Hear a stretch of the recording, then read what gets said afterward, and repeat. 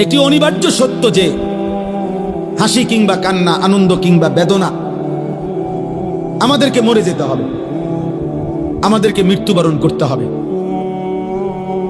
সমস্ত আউলিয়া, বুজুর্গ, পীর, মাশায়েখ তাসাউফ তাজকিয়ার যত মেহনত করে, আধ্যাত্মিকতার যত মেহনত করে, মানুষের অন্তর পরিশুদ্ধ করার যত মেহনত করে, তন্মধ্যে সব তরিকা, সব আউলিয়া বুজুর্গদের একটি সবক আছে মুরিদদের প্রতি। অনেকগুলো সবকের মধ্যে এটা একটা সবক, যে মৃত্যুর মুরাকাবা। এটা সব বুজুর্গদের একটা সবক, যে মাঝে মাঝে চোখটা বন্ধ করে কিছুক্ষণ মৃত্যুর কথা স্মরণ করা, মৌতের কথা স্মরণ করা, যে একদিন এই ব্যস্ততম এই জিন্দেগি আমার স্তব্ধ হয়ে যাবে। নবীজি সাল্লাল্লাহু আলাইহি সাল্লাম বলেছে, আকসিরু যিকরা হাদিমিল লাযযাত। আমার উম্মত, এই জিহ্বা যেটা আজকে তোমাকে হাজারো আইটেমের স্বাদ বলে দেয়, গরুর গোশতের আলাদা, খাসির গোশতের আলাদা, মুরগির গোশতের আলাদা, হরেক রকম মাছের স্বাদ আলাদা, একদিন সত্য সত্য এই জিহ্বা স্বাদ স্তব্ধ হয়ে যাবে। তোমার চোখের পলক, হাতের স্পন্দন, হৃদয়ের স্পন্দন সব ঠান্ডা হয়ে যাবে, স্তব্ধ হয়ে যাবে। সেই মৃত্যুকে বেশি বেশি স্মরণ করো, যে মৃত্যু তোমার জিহ্বার স্বাদ বন্ধ করে দিবে, যে মৃত্যু তোমার চোখের পলক নিভায় দিবে, যে মৃত্যু তোমার হৃদয়ের স্পন্দন স্তব্ধ করে দিবে। আল্লাহ নবী সাল্লাল্লাহু আলাইহি ওয়াসাল্লাম বলছেন। তো এখানে মহান আল্লাহ পাক রব্বুল আলামিন বলছে, বান্দা, তোমার মনে থাকে আর না থাকে, তুমি গুরুত্ব দাও আর খামখেয়ালি করো, তুমি আনুগত্য করো আর নাফরমানি করো, মনে রাখো বান্দা, যে অবস্থাতেই থাকো না কেন, একটি নির্দিষ্ট সময়ে সত্য সত্য মৃত্যু যন্ত্রণা তোমার চলে আসবে।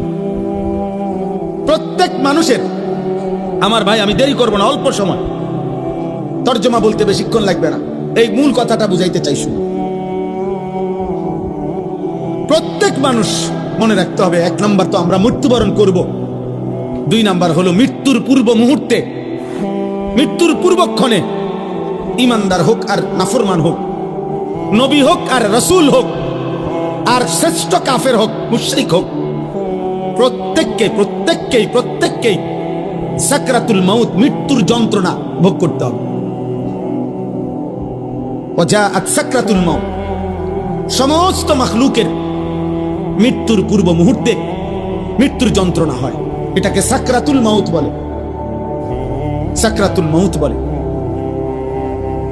তিনি নবী হন, তাকেও সাকরাতুল মাউত, মৃত্যুর যন্ত্রণা ভোগ করতে হবে। আবার সে নাফরমান, পাপী, কাফের, মুশরিক হোক, তাকেও মৃত্যুর যন্ত্রণা ভোগ করতে হবে। কিন্তু পার্থক্য হইল, একজন মুমিন, একজন মুত্তাকি, একজন ইমানদারের মৃত্যু যন্ত্রণা যখন শুরু হয়, তখন সে খুশিতে, আনন্দে আরো উৎফুল্ল হয়ে যায়, যে হ্যাঁ, আমার মালিকের সাথে, আমার বন্ধুর সাথে মুলাকাতের সময় হয়ে গেছে। আল মাউতু জাসরুন ইউসিলুল হাবিব ইলাল হাবিব। ইমাম কুরতুবী রাহমাতুল্লাহ আলাইহি তার কিতাব আত-তাযকিরা ফি আহওয়ালিল মাউতা ওয়া উমুরিল আখিরা কিতাবে লিখছেন, মৃত্যু হলো একটা পোল, একটা ব্রিজ, একটা সাঁকো, যে সাঁকো, যে ব্রিজের এই পারে মুমিন মুত্তাকি, ওই পারে মহান আল্লাহ। এপারের মুমিনের বন্ধু, ওই পারে যিনি দাঁড়িয়ে আল্লাহ, ওই পারের যিনি আল্লাহ, এপারে তার বন্ধু মুমিন। এই ব্রিজটাই শুধু পার হওয়া বাকি। এই ব্রিজটা অতিক্রম করলেই এপারের বন্ধু ওই পারের বন্ধু মালিকের সাথে মিলবে। ইউসিলুল হাবিব ইলাল হাবিব, হাবিব হাবিবের সাথে, বন্ধু বন্ধুর সাথে মিলিত হবে। আল্লাহ রাসূল সাল্লাল্লাহু আলাইহি ওয়াসাল্লাম বলেন, ইমাম কুরতুবী রাহমাতুল্লাহ আলাইহি বলেন, আর সেই পোলটাই হলো মৃত্যু। মুমিন মরবে তো তার বন্ধু মালিকের সাথে সম্পর্ক হয়েছে, সম্পর্ক হয়েছে। তো মুমিনের সাকরাতুল মাউত, মৃত্যু যন্ত্রণা হবে, কিন্তু তার মধ্যে তার উৎফুল্ল। কিন্তু মৃত্যুর যে যন্ত্রণা, কষ্ট, এটা তাকে ভোগ করতে হবে, যত বড় ইমানদারি হোক, তিনি রাসূল হোক, তিনি নবী সাল্লাল্লাহু আলাইহি সাল্লাম, তাকেও। এজন্য হাদিসের মধ্যে আছে, বিশুদ্ধ হাদিস, আল্লাহর নবী সাল্লাল্লাহু আলাইহি ওয়াসাল্লামের স্ত্রী আম্মা জান আয়েশা রাদিয়াল্লাহু তাআলা আনহা, তিনি বর্ণনা করছেন, ইন্তেকালের পূর্ব মুহূর্তে নবীজি সাল্লাল্লাহু আলাইহি সাল্লামের যখন মৃত্যু যন্ত্রণা সাকরাতুল মউত শুরু হয়েছে, আম্মা জান আয়েশা তখন সামনে, আয়েশা রাদিয়াল্লাহু তাআলা আনহার বুকের মধ্যে নবীজির মাথা মোবারক। এই অবস্থায় নবীজি, হযরত আয়েশা রাদিয়াল্লাহু তাআলা আনহা বলেন, নবী সাল্লাল্লাহু আলাইহি সাল্লামের কপাল মোবারক ঘামে ভিজে গেছে, আমি একটা বাটির মধ্যে করে পানি এনে দিলাম। আম্মা জান আয়েশা বলেন, বারবার নবীকে দেখছিলাম, আল্লাহ নবী সাল্লাল্লাহু আলাইহি সাল্লাম তার ডান হাত মোবারক ওই পানির মধ্যে ভিজাইতেছে আর কপাল মুছতেছে আর দোয়া করতেছে, আল্লাহুম্মা আইন্নি আলা সাকারাতিল মউত, আয় আল্লাহ, মৃত্যু যন্ত্রণার এই মুহূর্তে আপনি আমাকে সাহায্য করেন। আল্লাহুম্মা হাফফিন আলাইয়া সাকারাতিল মউত, আল্লাহ আমার মৃত্যু যন্ত্রণা সহজ করে দেন। এরপরে বলছেন, লা ইলাহা ইল্লাল্লাহ, আল্লাহ আপনি ছাড়া কোনো ইলাহ নাই, ইন্না লিল মাউতি সাকারাত, হায় মৃত্যুর বড় ভারী যন্ত্রণা। এই কথা বারবার বলতেছেন, অথচ তিনি মুহাম্মদুর রাসূল সাল্লাল্লাহু আলাইহি ওয়াসাল্লাম, অথচ তিনি নিষ্পাপ, তিনি মাসুম, তিনি নিষ্পাপ। অতএব প্রত্যেককেই মৃত্যু যন্ত্রণা ভোগ করতে হবে, ইমানদার হলেও ইমান। কিন্তু ওই যে বললাম, উনার এই যন্ত্রণা হচ্ছে ঠিক আছে, কিন্তু উনার এই যন্ত্রণার মধ্যেই তিনি রব্বুল আলামিনের মুলাকাতের স্বাদ পাচ্ছিলেন। এজন্য ওই হাদিসের মধ্যে এটাও আছে যে নবীজি সাল্লাল্লাহু আলাইহি সাল্লাম এরপরে এই দোয়া এগুলা পয়রা বারবার বলতেছিলেন, বালির রফিকাল আলা, বালির রফিকাল আলা, বরং আল্লাহর সান্নিধ্য, বরং বন্ধুর সান্নিধ্য, বরং বন্ধুর সান্নিধ্য। হাদিসের ব্যাখ্যার মধ্যে আছে, এই বরং বলতেছে কেন? বরং বন্ধুর সান্নিধ্য মানে কি? মানে বুঝাইতেছেন, মালাকুল মউত আজরাইল উনাকে বলতেছিলেন, ইয়া রাসূলুল্লাহ, দুনিয়ায় আর কয়দিন থাকবেন নাকি রবের কাছে যাবেন? তো আল্লাহ নবী বলতেছেন, বরং বন্ধুর কাছেই যেতে চান। কষ্ট হোক, সাকরাতুল মউত হোক, তো মুলাকাত চাই মালিকের, মুলাকাত চাই বন্ধুর। এই জন্য আমরা কিতাবে পড়ছি, হযরত ইব্রাহিম আলাইহিস সালাম, উনাকে মালাকুল মউত আজরাইল আসছে, আইসা বলছে, আপনার জান কবজ করতে চাই, আপনি অনুমতি দেন। হাদিসের মধ্যে আছে, প্রত্যেক নবীকে মৃত্যুর পূর্বে মালাকুল মউত জানায়, অনুমতি চায়। অনুমতি না নিয়ে কোন নবীর জান কবজ করা হয় নাই। তো ইব্রাহিম আলাইহিস সালাম বললেন, আজরাইল, আমার একটা ছোট্ট প্রশ্ন আছে আল্লাহর কাছে, তুমি একটু জিগাইয়া আসো। যাও, তুমি জিগাও। তো আজরাইল মালাকুল মউত বলছে, আচ্ছা বলে। তো তুমি গিয়া বলবা আল্লাহর কাছে, আয়াকবিজুল খলিল রূহা খলিলিহি, আল্লাহকে জিজ্ঞাসা করবা গিয়া যে ইব্রাহিম জানতে চাইছে কোন বন্ধু কি বন্ধুর জান কবজ করে? বন্ধু বুঝি বন্ধুরে মেরে লাগে? আমি না আপনার বন্ধু? ইব্রাহিম আলাইহিস সালাম কার বন্ধু? কথা বলে না, আল্লাহর বন্ধু কিনা? তো ইব্রাহিম আলাইহিস সালাম বলতেছে, যাও গিয়া জিগাও কি বন্ধু এটা, বন্ধু বন্ধুরে মারতে কয়? বন্ধু বুঝি বন্ধুর জান কবজ করে? সুবহানাল্লাহ। আল্লাহ তাআলা তখন বললেন, জিব্রাইল, আরে আজরাইল, মালাকুল মউত, তাহলে এক কাজ করো, তোমারে আমি আরেকটা প্রশ্ন করতেছি ইব্রাহিমকে বলার জন্য, তুমি হেইটা গিয়া কও, যাও, আবার যাও। তো মালাকুল মউত এসে এবার ইব্রাহিম আলাইহিস সালামকে বললেন, আপনার কথার জবাবে আল্লাহ তাআলাও একটা প্রশ্ন করছেন, আমি হেইটার উত্তর দেব। তো বলছে কি? তো আল্লাহ তাআলা জানতে চাইছেন, আয়াকরাহুল খলিল লিকা খলিলিহি, বন্ধু কি তাহলে বন্ধুর মুলাকাত সাক্ষাৎ চায় না? বন্ধু কি বন্ধুর সাক্ষাৎ পছন্দ করে না? তাইলে ইব্রাহিম আলাইহিস সালাম বুঝছে, হায় হায়, এ তো মারা না, তো বন্ধুর মুলাকাত, এ তো মৃত্যু না রে, এ তো আমার সেই মালিকের মুলাকাত। পুরাটা জীবন আমি যার জন্য পরীক্ষা দিছি, যার জন্য আমি নমরুদের আগুনের কুণ্ডলিতে পড়লাম, যার জন্য আমার জীবনটা নবীদের মধ্যে সবচেয়ে বেশি অঞ্চল ছাড়ছে, হিজরত করছেন, এলাকা ছাড়ছে বেশি ইব্রাহিম আলাইহিস সালাম। তো সে তো বন্ধুর মুলাকাত। এজন্য দোস্ত, প্রথমে কথাটা বুঝাইতে চাইলাম যে মৃত্যুর যন্ত্রণা প্রত্যেকের হবে, বাকি মোমেন মুত্তাকি ইমানদার, তার মৃত্যু যন্ত্রণা তার আনন্দের বিষয়। কষ্ট হচ্ছে ঠিক আছে, কিন্তু আনন্দ হচ্ছে যে আমার রবের মুলাকাত। এবার তার বিপরীতে দোস্ত, তার বিপরীতে সাকরাতুল মউত যদি কোনো নাফরমানের শুরু হয়, পাপী, তো তাফসীরের মধ্যে আছে প্রত্যেক মানুষকেই তো বললাম মৃত্যু যন্ত্রণা ভোগ করতে হবে, আজকে নওজওয়ান, এই তোমাদের কাছে আমার বিশেষ কথা এটা, একটু শুধু ইনসাফের সাথে শোনো। কষ্ট করছো ভাই, অনেক শ্রদ্ধেয় ওলামারা বয়ান করছেন, তাফসীরের মধ্যে আছে এক টানা 900 বছর ধরে নেন কোন ব্যক্তি এই পৃথিবীতে হায়াত পাইছে। আর 900 বছর 950 বছর হায়াত পাওয়া এই পৃথিবীতে কারো উদাহরণ আসেনি? নাই। কে? নূহ আলাইহিস সালাম। কথা বলে না? তাহলে এই পৃথিবীতে 950 বছর বাঁচার উদাহরণ আছে কিনা? তো উদাহরণ তো আছে, আদম আলাইহিস সালাম।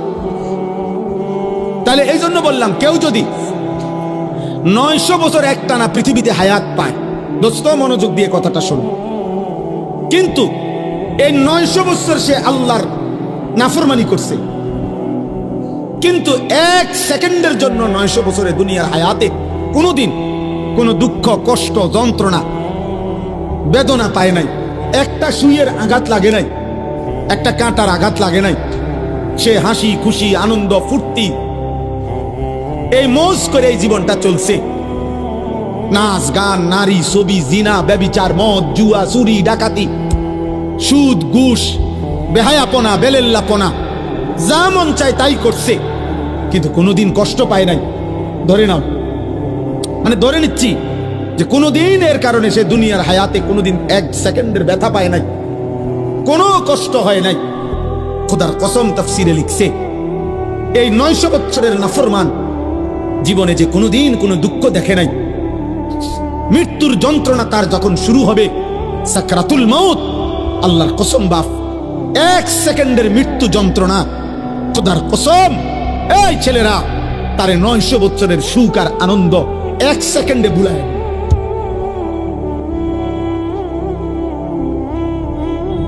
কবরের আযাব পরে, জাহান্নামের আযাব পরে, হাসরের আযাব দোস্ত আমার পরে, এগুলা তো আছে সামনে, কিন্তু 1 সেকেন্ডের মৃত্যুর যন্ত্রণা, এখনো জান কবজ হয় নাই, শুধু মৃত্যুর যন্ত্রণা শুরু হয়েছে।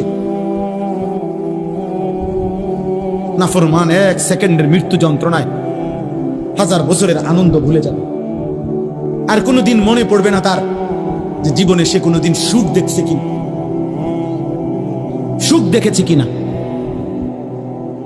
কাল্লা ইযা বালাগাতিত তারাকি ওয়াকিলা মান রাক ওয়াযান্না আন্নাহুল ফিরাক ওয়ালতাফাতিস সাকু বিস-সাক ইলা রাব্বিকা ইয়াওমাইদিনিল মাসাক। আল্লাহ বলেন, নাফরমানের জান কবজের সময় মালাকুল মউত আজরাইল কলিজার থেকে তার রূহটা টান দিয়া ছিঁড়ে ফেলবে, আর ছিঁড়ে ফেললেই কণ্ঠনালীর কাছে আইসা, তারাকি মানে হলো কণ্ঠনালীতে আইসা বিঁধে যাবে, রূহটা আটকাইয়া যাবে। এরপরে খোদার কসম তাফসীরের মধ্যে লিখছে, নাফরমানের জান, রূহ, মালাকুল মউত আজরাইল টাইনা হেসরাইয়া, কোন কাবাব, কোন শিকের মধ্যে যদি গোশত লাগানো থাকে, সেখান থেকে যদি শেষ গোশতের অংশগুলো টাইনা টাইনা সিরা সিরা বাহির করে, কোন গরম কিছুর মধ্যে যদি তুলা লাগে, তো তুলা যদি টাইনা টাইনা বের করে, কোন ব্যান্ডেজ থেকে যদি তুলা ছিঁড়ে ছিঁড়ে বের করে, আল্লাহর কসম নবী বলছে, উম্মত মালাকুল মউত আজরাইল নাফরমানের রূহটা শরীর থেকে এইভাবে টাইনা টাইনা ছিঁড়া ছিঁড়া বাইর করবে। ফালাউলা ইযা বালাগাতিল হুলকুম ওয়া আনতুম হিনাইদিন তানদুরুন ওয়া নাহনু আকরাবু ইলাইহি মিনকুম ওয়ালাকিন লা তুবসিরুন ফালাউলা ইন কুনতুম গায়রা মাদিনিন তারজিউনাহা ইন কুনতুম সাদিকিন। আল্লাহ বলে, নাফরমানের কণ্ঠনালীতে যখন তার রূহটা আইসা আটকাইয়া যাবে, চারিপাশের আত্মীয় স্বজন তখন দেখতে থাকবে। আল্লাহ বলেন, আমিও তো দেখতেছি, আমিও তো সামনেই আছি। আল্লাহ তখন চ্যালেঞ্জ করে বললেন, হে নাফরমান পাপী, তোর আত্মীয় স্বজনকে বলো না এই মুহূর্তে তোমারে মালাকুল মউত আজরাইল থেকে ফিরাইয়া রাখতে। অতএব প্রিয় ভাইয়া, কবরের আযাব তো সামনে, জাহান্নামের আযাব তো সামনে। 1 সেকেন্ডের মৃত্যু যন্ত্রণাও তো তুমি সহ্য করতে পারতা না। হযরত আমর ইবনুল আস রাদিয়াল্লাহু তাআলা আনহু নবীজির বিখ্যাত সাহাবী, ওনাকে বলা হয়েছিল মৃত্যুর পূর্বে ওনার ছেলে, উনি ইমানদার, উনি সাহাবী, ওনার ছেলে আব্দুল্লাহ ইবনে আমর ইবনুল আস, উনিও সাহাবী।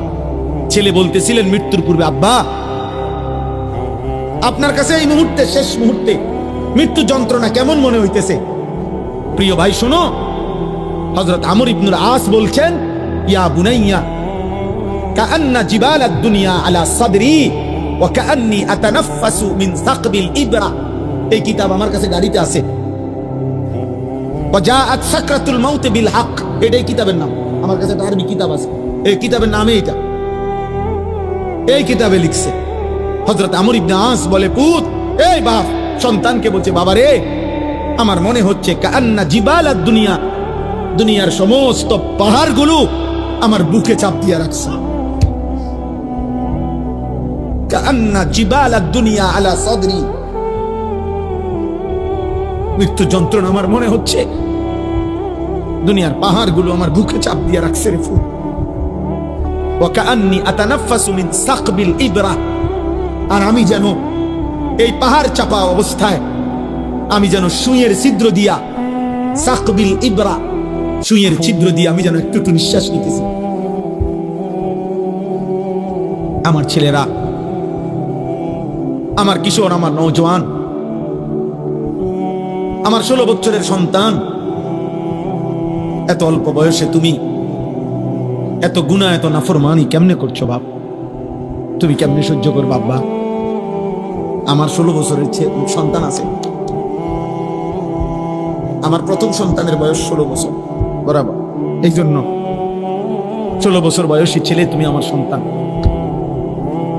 তার চাইতে একটু বয়স্ক, একটু বেশি যাদের বয়স 18, 20, 22, 25, প্রিয় সন্তান, তুমি আমার ছোট ভাই।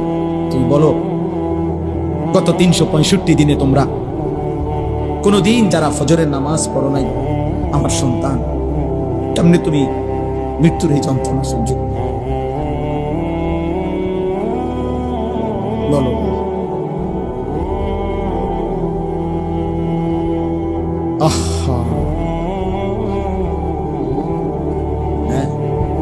সারা রাত যারা মোবাইলে নারী দেখো, ছবি দেখো, উলঙ্গ দৃশ্য দেখো,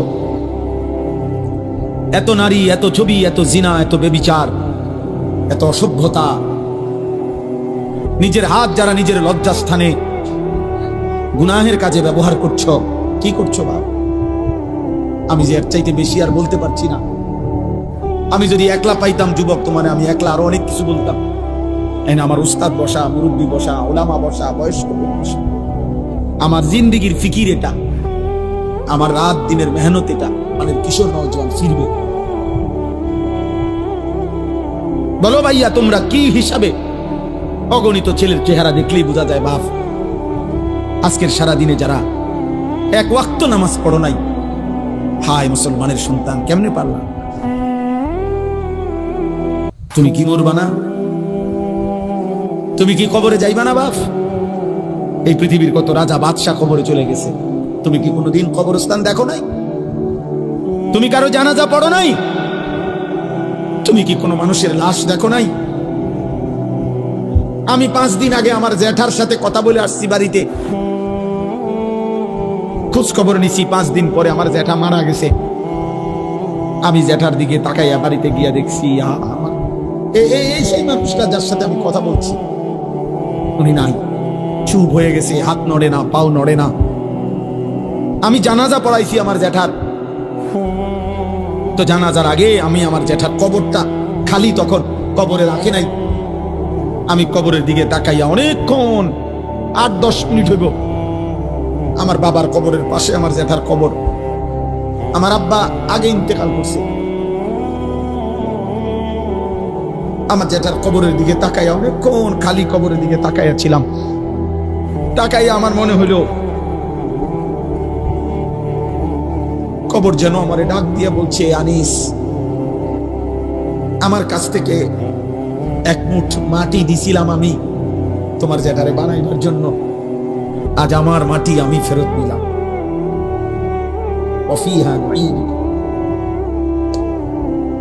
নওজোয়ান, তোমার মাটি মাটির কাছে ফেরত চলে যাবে। তুমি মাটি ছাড়া আর কিছু না। তোমার এই চোখ, নাক, কান, হাত, পাও, হ্যাঁ এটা চোখ, নাক, কান মাটি, ওই মাটির টুকরা। ওয়ালাকাদ খালাকনাল ইনসানা মিন সুলালাতিন মিন তিন। আল্লাহ বলছে শুকনো মাটি থেকে, ঠনঠনে মাটি, আমি সেখান থেকে মানুষকে সৃষ্টি করেছি। তুমি মাটির একটা টুকরা ছাড়া আর কিছু না। আর মাটির এক টুকরা এত অহংকার করা এত বড় মালিকের সামনে সাজে না রে বাস, উচিত না, উচিত না। এত বড় মালিকের নাফরমানি করছো কেমনে? কোরআনুল কারীম আল্লাহ নাজিল করছে 30 পারা। এতগুলো কথা আল্লাহ কোরআনে বলছে, 30 পারা নবীর জবান দিয়ে বলাইছে, 23টা বছর কোরআন শরীফে আছে ফাবি আইয়ি হাদিসিন বাদাহু ইউমিনুন। আল্লাহ বলছে বান্দা বল না রে, আমি আর কেমনে বললে, আর কোন কথা বললে, আর কতবার বললে বান্দা তুমি আমার কথা মেনে নিতা? এই নাফরমান, এই বেনামাজি, দাঁড়া, এখন দাঁড়া। ফজরের নামাজ পড়ো না যারা, গত 1 বছর ধরে হাইওয়ান মুসলমানের বাচ্চা এত নিকৃষ্ট হয়। তোর কোনো মা নাই, তোর কোনো বাপ নাই বেটা, তোর কোনো আল্লাহ নাই, তোর কোনো নবী নাই, তোর কোনো ধর্ম নাই। নাফরমান। জীবন মানে উদাবাদ, জিন্দিগি মানে শুধু ভাত, জীবন মানে শুধু ঘুম, জীবন মানে শুধু পেশাব পায়খানা, জীবন মানে শুধু লজ্জাস্থানের চাহিদা পূরণ। এগুলো তো কুত্তারও পূরণ হয়। এই নাফরমান, খানা তো কুত্তাও খায়, ঘুম তো কুত্তাও যায়, পেশাব পায়খানা তো কুত্তারও হয়, লজ্জাস্থানের চাহিদা তো কুকুরও পূরণ করে। কুকুরের বাচ্চা হয় না? কথা বলে না। কুত্তার বাচ্চা হয়নি তো কুকুরের বাচ্চা হয়, মানেই তো তার চাহিদা পূরণ না হইলে বাচ্চা হয় কেমন? তো তুমি এটা কি ভাবছো বাপ? 1 ওয়াক্ত নামাজও পড়তা না, কেমনে বাঁচবা? ফাকাইফা তাত্তাকুনা ইন কাফারতুম ইয়াওমান ইয়াজালুল বিলদানা শিবা। আল্লাহ বলে বান্দারে আমার, কেমনে রে বান্দা এত নাফরমানি করছো? আল্লাহ বলে সেদিন হাসরের দিন আমার বান্দা কেমনে রে বাঁচবা বান্দা? এত নাফরমানি, এত মিথ্যা, এত চুরি, এত জিনা। এক মুমিন মুসলমান দাবি করে 30 বছর ধরে সুদ খাও। মুসলমান বুঝি 30 বছর সুদ খায়? মুসলমান কেমনে 30 বছর নাচ গান দেখে? মুসলমানের মা, মুসলমানের বোন কেমনে 20 বছর ধরে বেপর্দা? মুসলমানের ঘরে কেমনে প্রত্যেক দিন নাটক, সিনেমা, নর্তকীর ছবি চলে, নাটক সিনেমা চলে। আল্লাহ বলেন আমার বান্দা এই যে দিন রাত নাফরমানি করছো, ফাকাইফা তাত্তাকুন, ওই হাসরের দিন কেমনে বাঁচবা বান্দা? যেই দিনের একদিনেই দুঃখ, কষ্ট আর পেরেশানি আর যন্ত্রণায় একদিনেই দুধের বাচ্চা, কোলের বাচ্চা বুড়া হয়ে যাবে। ইয়াউমান ইয়াজালুল বিলদানা শিবা। একদিনে ইয়াউমান, কয়দিনে? একদিনে বাচ্চা বুড়া হয়ে যাবে, একদিনেই কালো চুল সাদা হয়ে যাবে। আমার ভাই, আমি বলে গেলাম, আমার সন্তান, আমার ছেলেরা, আমার বাবারা, আমার ভাইরা, আমি বলে গেলাম স্পষ্ট, দয়া করে মরণকে স্মরণ করো, ভুলে যেও না। তুমি ভুলে গেলেও মরে যাবে। বলে আমার মনে ছিল না, মনে না থাকলেও মৃত্যু হবে। হবে? কথা বলে না? বলো না ছেলেরা, বলো। তুই মরে যাবে বাপ। এই মোবাইল থাইকা যাবে, ফেসবুক থাইকা যাবে, এগুলো হারায় যাবে, তোমার চোখের ওই নারীও হারায় যাবে। হয়তো কোনোদিন আর মনেও পড়বে না কারো কথা, কিন্তু গুনাহগুলো সাথে নিয়ে তোমার হাসরের ময়দানে দাঁড়াইতে হবে। এই পাপগুলো নিয়েই তোমাকে দাঁড়াইতে হবে। এই জন্য আমি কিশোর নওজোয়ানের পরিবর্তনের খুব প্রত্যাশী। আমার এক ছোট্ট জিন্দিগি প্রয়োজন, আমি দিয়ে দিলাম, কিন্তু আমার একটা আশা, মুসলমানের নওজোয়ান তোমরা ইনশাআল্লাহ ফিরলে, তোমরা যদি ফজর নামাজ পড়ো, এই এতগুলো ছেলে ইনশাআল্লাহ কদর কসম ইসরায়েলের কুত্তাদের কলজা সুদ্ধা নড়ে উঠবে ইনশাআল্লাহ।